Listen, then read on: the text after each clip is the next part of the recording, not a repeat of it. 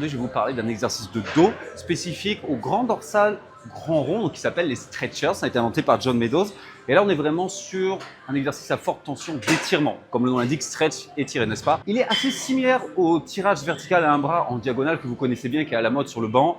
Les deux sont proches, ils ont des petites différences, mais en tout cas, ce qui est sûr avec celui-là, c'est qu'il est beaucoup plus simple à mettre en place et il prend moins de temps que vous faites les deux bras en même temps. Je vais vous montrer. On se met en phase d'un tirage vertical, on va poser notre pied pour l'équilibre, attraper une poignée. Et alors, qu'est-ce qu'on va faire? On va laisser le haut du dos s'arrondir à fond pour étirer au maximum le grand dorsal.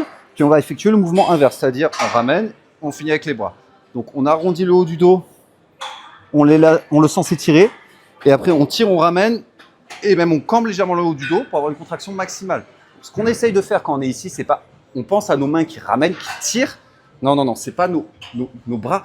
On va essayer vraiment de initier la contraction comme si on voulait que nos coudes nous tirent en arrière. Vraiment, les coudes et se concentrer sur le grand dorsal. Alors, pour un débutant, ça ne change rien, mais quand on a déjà un peu d'expérience, c'est ce genre de petits détails qui va faire que vous pouvez vraiment vous concentrer sur le muscle ciblé et avoir un peu plus de résultats et passer au niveau supérieur.